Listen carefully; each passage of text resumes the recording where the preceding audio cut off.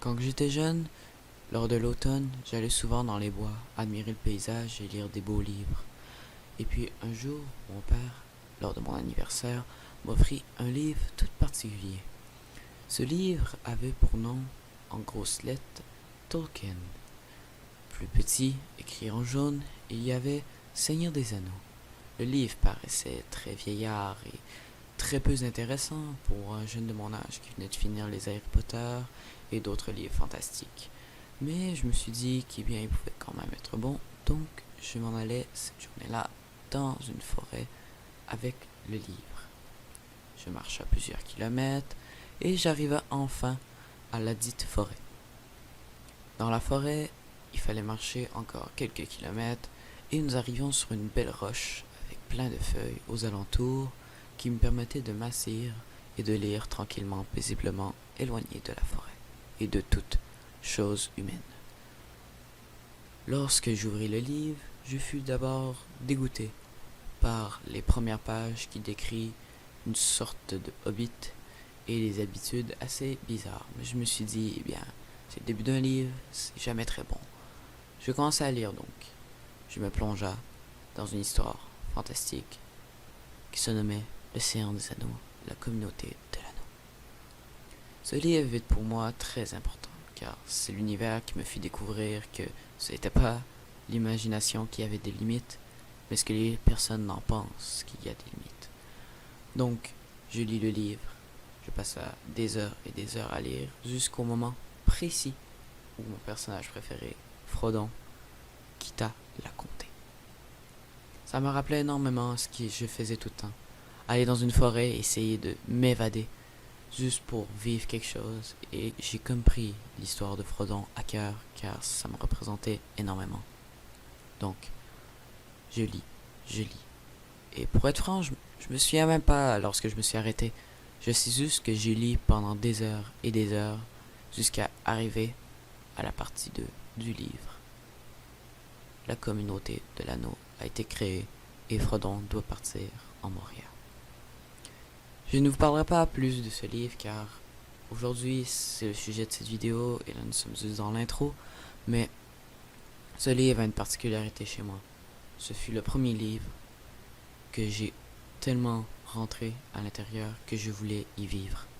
J'aurais voulu être à la place de Frodon et d'aller porter l'anneau en Moria.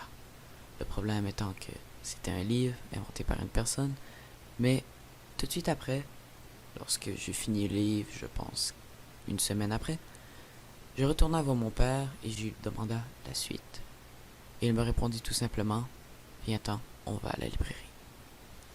J'alla donc à la librairie et je trouva les 2 livres prochains. Je les pris. Mon père me les acheta en disant que c'était mon cadeau de fête en surplus vu qu'il y avait acheté qu'un seul livre. Et donc, je me replongea dans l'univers. Je ne me souviens pas énormément des autres livres. Je ne me souviens pas si je les ai lus à la roche, ou si je les ai lus dans une autre forêt, ou si je les ai tout simplement lus ailleurs. Mais je me souviens précisément du premier livre, La communauté de l'anneau. Ce livre m'avait plongé dans un autre univers, et aujourd'hui, je vais vous amener avec moi. Let's go! Bonjour, ici c'est votre humble serviteur John Scullin, et aujourd'hui nous allons parler du Seigneur des Anneaux. Bon, comme vous avez pu voir dans l'intro, c'est un livre qui me tient énormément à cœur, surtout la communauté de l'anneau que j'ai lu des millions de fois, mais je l'ai très peu fini car l'univers de Tolkien est très dur à lire.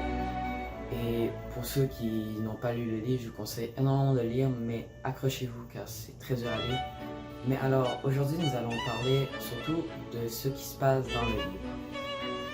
Alors, qu'est-ce qui se passe dans le livre? Pour un résumé bref de la communauté de l'anneau, Bilbon, qui est le père en professeur adoptif de Frodon, disparaît lors de son 111e anniversaire en utilisant un anneau magique, ce qui révèle des pouvoirs maléfiques. Dans tout l'univers, en ce moment, Sauron, le grand méchant, essaye d'envahir toutes les terres, tout simplement, de la Terre du Milieu. Et donc, lorsqu'il met l'anneau, ça éveille un peu ses soupçons et il décide enfin d'envoyer des Nazgûl, les spectres de l'anneau, vers la cour comté. Frodon, après ce départ, reçoit l'anneau et Gandalf lui dit d'aller vers Foncombe. Donc il se dirige vers le Poney Fringant, la première auberge, il rencontre les Nazgûl entre-temps et au Poney Fringant, il rencontre Aragorn. Aragorn est un rôdeur qui paraît très méchant au premier abord, mais qui va énormément aider la communauté dans tout ce qu'ils vont faire car c'est Aragorn qui décide de protéger les hobbits qui vont vers la demeure d'Elrond. Donc, Aragorn, pour ceux qui ne le sachent pas, a 80 ans. Donc, il est très vieux, mais pourtant, du fait qu'il vient d'une terre où est-ce que les humains vivent plus longtemps, il est quand même très jeune en tant que tel. Mais alors, Aragorn est donc le roi légitime, donc va aider les 4 hobbits, Sam, Frodon, Pippin et Merry, à aller vers Foncombe. Donc, lorsqu'ils vont vers une tour abandonnée, eh bien, ils se font attaquer par les Nazgûl. Et le roi sorcier, le plus fort des Nazgûl, eh bien, va poignarder Frodon au niveau du cœur, si je me souviens bien, et donc va y mettre du poison. Et donc, ils vont être obligés de partir en vitesse vers Foncombe, plus que traîner un peu comme ce qu'ils faisaient avant. Et donc, c'est là qu'une dame elfique arrive et embarque Frodon vers Foncombe. Puis, ils arrivent à Foncombe, Frodon se fait soigner. Et là, il y a le Conseil d'Elrond. On va énormément parler du Conseil d'Elrond car je trouve que c'est un moment très important dans l'univers. Et surtout, on n'en parle pas assez, mais bordel, il y avait du monde. Dans les livres, il y a énormément de monde. Bon, dans les films, il y a beaucoup moins de monde. Mais dans les livres, il est écrit qu'il y a quand même énormément de personnes et ils se rallient. Bon, il y a Boromir, celui qui vient du Gondor, qui est un peu plus affecté à l'anneau, il veut l'amener à son père, mais a quand même de l'honneur. Il y a Legolas, un elfe qui vient de la forêt de Thranduil, le roi des elfes de la forêt noire, qui va donc embarqué dans la communauté. Il y a Gimli, un nain, qui a une hache, tout simplement. Je me souviens plus énormément de Gimli pour l'information. Il y a Merry, Pippin qui vont venir, les Trouble-Fêtes, ceux qui vont amener énormément de merde, mais c'est des personnages tellement fun à voir, car Merry et Pippin sont des personnages qui sont comme... On sait pas pourquoi ils sont là. C'est eux qui amènent le plus souvent des galères, mais on va justement en reparler un peu plus tard, mais j'adore ces personnages, ils sont drôles, tout simplement, et surtout Merry qui est con, tout simplement. Bon, ensuite de ça, il y a Frodon, le porteur de l'anneau, il y a Sam, son acolyte, on pourrait dire, le jardinier, et il y a Gandalf et Aragorn. Bon, Gandalf a des pouvoirs magiques, si vous avez vu les films, les livres, et là je vais mettre une petite parenthèse, mais pour ceux qui ne savaient pas, Gandalf est un être de lumière. Il vient de la terre de Valinor, là où est-ce qu'ils vont dans le dernier film, et il est magique. Tout comme les autres sages, les autres mages, qui sont là pour garder la terre du milieu, entre guillemets, saine. Et il y a Aragorn, fils du roi légitime, il a peur de son passé et il préfère être un simple rôdeur que d'apparaître comme étant le fils du roi. Alors, il a peur de sa descendance du simple fait que c'est sa descendance qui a, perdu le contrôle avec l'anneau. Voici notre communauté, tout simplement. 9 bambins assez tous différents, mais qui vont s'allier. Et c'est ce que je trouve qui est beau dans le Seigneur des Anneaux. Ils sont tous différents. Tous sont différents. Il y a Gimli qui est petit, mais très fort au corps à corps. Il y a Legolas, l'elfe, pour y péter. Frodon et Sam, c'est des noobs. Sérieusement, ils savent à peine manier une épée. Il y a Gandalf. J'adore énormément la communauté car chacun se complète. C'est ce qui fait qu'elle est belle. Et c'est ce qui détruit encore plus, c'est ce qui se passe dans la Moria. C'est ce que nous allons aborder.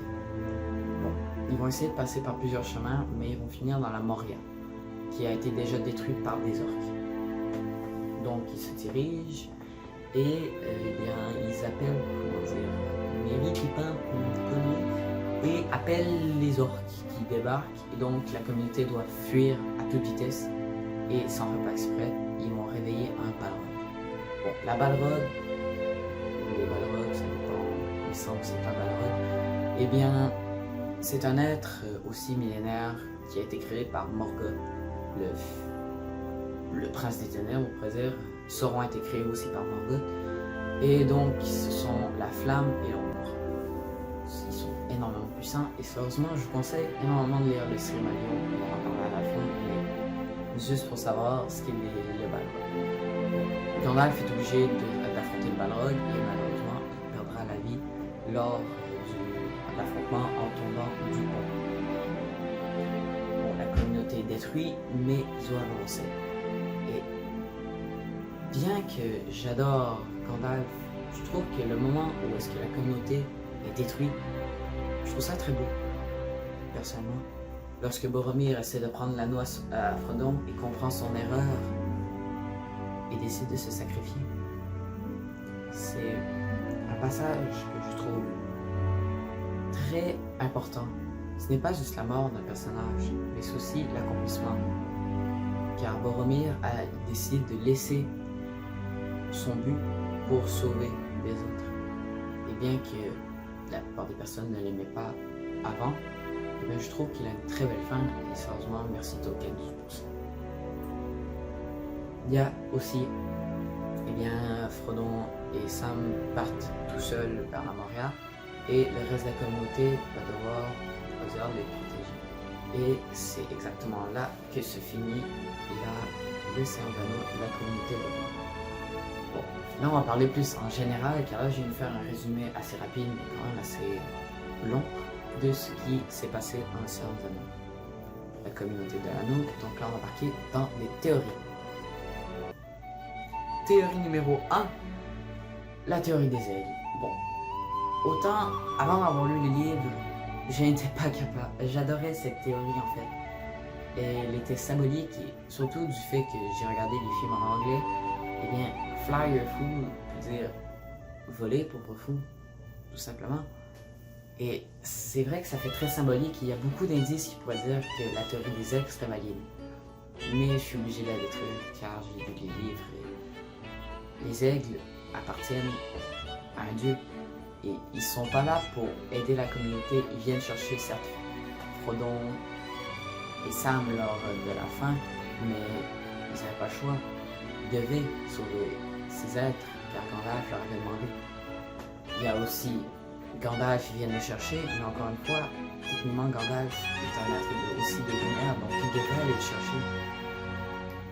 Là on va pas parler des hobbits, car sinon ça va le détruire, mais les aigles sont comme une intervention divine. Ils sont là pour garder quand même une certaine cohérence, mais ils sont comme un peu les Deus Ex Machina. Lorsqu'on est au plus bas, ils sont là. Et donc, la théorie des aigles ne peut pas marcher. Et en plus, pensez-y, il y a le grand œil Sauron qui surveille tout, des milliers d'orques, la porte noire, la bouche de Sauron, tout est là pour empêcher les aigles. Et bien que les Nazgûl, lors de la fin, les pays de Locan, ils se font niquer, les aigles passent, mais c'est qu'ils devaient aller chercher Frodon. Alors, la théorie des aigles ne peut pas marcher. Mais je trouve qu'elle a quand même une très bonne symbolique. Donc, je voulais quand même en parler. Prochaine théorie.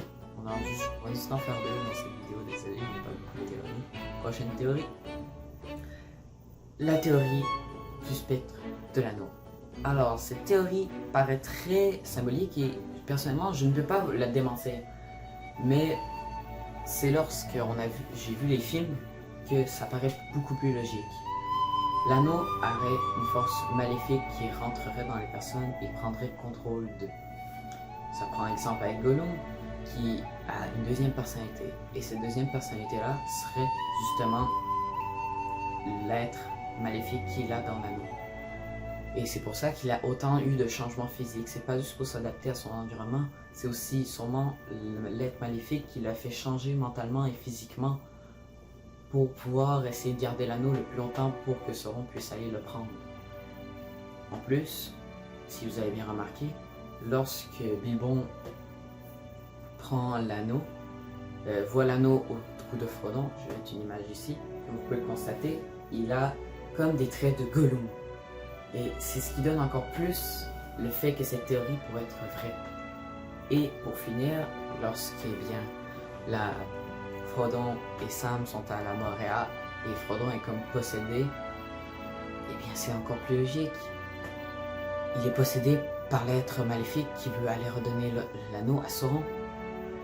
Et je trouve que cette théorie est quand même assez belle car ça explique énormément les changements de comportement. Et bien que Frodon a eu une tolérance énorme envers l'anneau, eh bien il a réussi à être possédé après quelques longs moments. Et comme vous pouvez le constater, bien que Frodon, je l'adore, eh bien il a succombé. Pour finir cette vidéo, nous allons parler, eh bien tout simplement, d'une chose que je voulais vous parler sur le Seigneur des Anneaux. Nous allons parler de l'erreur de Tolkien. Alors, ce n'est pas vraiment une erreur, mais plutôt une erreur un peu bizarre. J'ai dit Tolkien, mais je voulais parler de Peter Jackson, qui est le créateur des films Le Seigneur des Anneaux. Je trouve qu'il a fait une énorme erreur lors de l'adaptation des livres en faisant, les livres, les deux premiers livres, le premier livre se finit mal. La communauté est détruite, tout le monde est en pleurs, Boromir vient de mourir, Frodon est parti tout seul. Le deuxième film se finit beaucoup trop bien. Ils viennent de gagner le gouffre de Helm et ils viennent sur le point de gagner le Gondor. Et je trouve que ils n'auraient pas dû faire ce choix. Car dans les livres, oui, je parle dans les livres, mais si j'ai lu, je suis fier. Mais dans les livres, Frodon, le deuxième livre, le gouffre de Helm, est certes gagné, mais Frodon, nous le retrouvons après Araignée. L'araignée qui l'a poignardé et nous pensons que Frodon est mort. Et c'est ce qui fait que le deuxième livre finit mal. Les deux premiers livres se finissent mal. Et c'est ce qui donne encore plus, je trouve, un aspect très dur. Et j'aurais préféré énormément que Peter Jackson échange les deux scènes. Car si le deuxième film avait fini mal, ça aurait pu énormément changer la donne, car dans le deuxième film, ça se finit bien. Et dans le troisième, nous voyons Frodon se la poignarder. Mais après, nous voyons quelques minutes après, ça les sauve. Donc, on perd énormément en lisibilité et en compréhension, je trouve. Donc, je trouve que c'est une erreur énorme que Peter Jackson a fait. Mais là, nous allons parler de l'erreur de Tolkien. L'erreur de Tolkien, pour moi, c'est d'avoir fait ressusciter Gandalf. On avait besoin de Gandalf pour l'univers, pour construire l'histoire. Mais c'est illogique.Car la mort doit être, doit être constant. On doit mourir et le fait qu'il fasse ressusciter Gandalf fait perdre un peu la valeur de la mort dans le Seigneur des Anneaux. Les personnages qui meurent, on peut se dire, bon, ils vont ressusciter tout simplement. Et ça perd énormément en force d'impact. S'ils avaient regardé Gandalf mort, ça aurait été une vraie perte pour la communauté. Tandis que, un livre plus tard, on le revoit, ça les sauve. Et on perd énormément en impact sur sa mort. Tandis que s'il aurait littéralement fait mourir, et bien là, la communauté allait littéralement être dans la merde. Gandalf, c'est un peu le maître du jeu, c'est lui qui va essayer de t'emmener vers les bons endroits. Et si on le laisse mourir, la communauté ne sait pas quel chemin prendre. Et c'est ce qui aurait emmené encore plus d'embûches, et je trouve que ça aurait été beaucoup mieux faire les livres dans ce sens-là, que Gandalf soit mort. Mais ceci est mon avis, et personnellement, j'adore ce que Tolkien a fait, ce que Peter Jackson a fait, donc on ne peut pas en vouloir, mais je voulais vraiment vous en parler car je trouve que c'est très important. C'était votre humble serviteur John Collin, et je suis très content de vous avoir fait cette vidéo. N'oubliez pas à liker, à commenter et surtout à vous abonner si ce n'est pas déjà fait. Je vous dis ciao pour les prochaines vidéos. Et je tiens juste à dire que la prochaine vidéo, elle est dans le décor. Ouais, on va avec un copain. Mais si vous regardez bien les dessins, la prochaine vidéo, normalement, est dans les dessins. Je vous en dis pas plus. C'était votre humble serviteur John Collin. Et je vous dis ciao à la prochaine vidéo. Ciao! Bonjour, bienvenue dans les extras de la vidéo. Les extras, c'est tout simplement les bloopers. Et puis devinez quoi, pour aller faire le fameux plan dans la forêt, et ben il s'est mis à pleuvoir. C'est super, non? Faire des beaux plans qui donnent la joie de vivre, c'est beaucoup Seigneur des Anneaux, comme la vidéo. Et ben il se met à pleuvoir. C'est super, non? Bon, j'ai pas vraiment grand chose à dire, mais simplement pour dire que merci vraiment à toutes les personnes qui décident de me suivre. Sérieusement, ça fait énormément plaisir. Et surtout, sans vous, il n'y a pas de chaîne, donc sérieusement, c'est grâce à vous que je puisse faire des vidéos. Et bien que je suis non rémunéré, j'adore faire vraiment ces vidéos. Et ça m'amène vraiment énormément de plaisir. Et puis, je voulais simplement vous dire, eh bien, pour ceux qui sont restés jusqu'à la fin, qui est bien dans mon décor, il y a certaines choses qui vont arriver sur les prochaines vidéos. Donc, regardez énormément les dessins, dans le fond. Il y a certains dessins qui vont représenter les prochaines vidéos. Donc, je vous conseille énormément de les regarder et dans les commentaires, si vous avez trouvé la prochaine vidéo, et ben, à la fin de la vidéo, dans les bloopers, je vais nommer votre nom. Donc, regardez beaucoup les dessins. Et surtout, n'oubliez pas que c'est grâce à vous que la chaîne vit. Je suis zéro rémunéré. Tout ce que je fais, c'est bénévolement. Mais je m'amuse à le faire, donc c'est vraiment sympa. Et surtout, bien n'oubliez pas que la vie est très courte en même temps très longue, donc profitez-en. Je vous dis ciao. Et surtout, abonnez-vous et partagez la chaîne parce que plus qu'on est de fous, plus qu'on rit. Je vous dis ciao. À la prochaine.